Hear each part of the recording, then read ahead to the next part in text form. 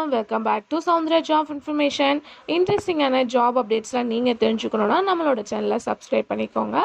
So today release பண்ணியிருக்க job அப்படின்னு சொல்லிட்டு பார்க்கும்போது ICF சென்ட்ரல் கவர்மெண்ட் ஜாப் தான் ரிலீஸ் பண்ணியிருக்காங்க. Integral coach factory. ஸோ அதிலிருந்து எந்த பொசிஷனுக்கு ரிலீஸ் பண்ணியிருக்காங்க அப்படின்னு பார்க்கும்போது ட்ரேட் அப்பரண்டிஸ். இதுக்கான ஜாப்பை தான் ரிலீஸ் பண்ணியிருக்காங்க. மொத்தம் 6 வகையான கேட்டகிரியில் இந்த ஜாப்பை அலோகேட் பண்ணியிருக்காங்க.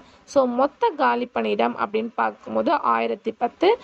கேட்டகிரி என்னென்ன அப்படின்னு சொல்லிட்டு பார்க்கும்போது first carpenter, next electrician, machinist, painter, welder அப்படின்னு சொல்லிட்டு 6 கேட்டகரியில் ரிலீஸ் பண்ணியிருக்காங்க. குவாலிஃபிகேஷன் அப்படின்னு பார்க்கும்போது 10th 12th ITI. அவங்க நோட் பண்ண வேண்டிய பாயிண்ட்லாம் பார்க்கும்போது engineering and diploma not eligible அப்படின்றத பிஃபோர் அப்ளைக்கே சொல்லியிருக்காங்க. இதில் என்ன இன்னொரு கொடுத்துருக்காங்க அப்படின்னு பார்க்கும்போது XITIயில் ஒர்க் பண்ணவங்க இந்த ஜாப்க்கு அப்ளை பண்ணலாம். அந்த XITயில் பார்க்கும்போது ஃபில்டர், எலக்ட்ரிக்கல், அதுக்கடுத்து மிஷின். இவங்கெல்லாம் 10th குவாலிஃபிகேஷன் 50% இருக்கணும். 1 year ட்ரைனிங் அப்படின்னு சொல்லியிருக்காங்க. அதாவது இந்த ஜாப் ஜாப் கிடையாது, ஒன்லி ட்ரைனிங் ப்ராசஸ் அப்படின்றத மென்ஷன் பண்ணியிருக்காங்க. நெக்ஸ்ட்டு பார்க்கும்போது வெல்டர், பெயிண்டர். நம்ம இப்போ ஷேர் பண்ணுறது XITயில் ஒர்க் பண்ணவங்க. 50% 10th தேர்ச்சி இருக்கணும். 1 year இந்த ட்ரைனிங் இருக்கும் அப்படின்னு சொல்லியிருக்காங்க. நெக்ஸ்ட்டு பார்க்கும்போது அசிஸ்டண்ட்க்கு 50% 10th தேர்ச்சி அண்டு 1 வருஷம் எக்ஸ்பீரியன்ஸ், அதாவது 1 வருஷம் ட்ரைனிங் இந்த XITIக்கு கொடுத்துருக்காங்க. சேம் கேட்டகிரி அப்படின்னு சொல்லிட்டு பார்க்கும்போது 10th 12th எந்த மாதிரி ப்ராசஸ் கொடுத்துருக்காங்க அப்படின்னு பார்த்தோன்னா ஃபீல்டர், எலக்ட்ரிஷியன், மிஷினிஸ்ட்.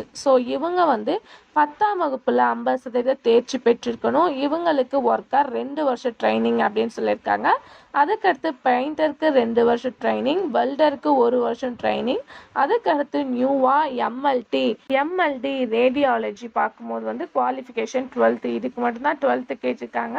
இவங்களுக்கு ட்ரைனிங் ப்ராசஸாக 3 years சொல்லியிருக்காங்க. ஒன்லி ட்ரைனிங் அப்படின்றத அவங்க ஃபர்ஸ்டே ஷேர் பண்ணியிருக்காங்க.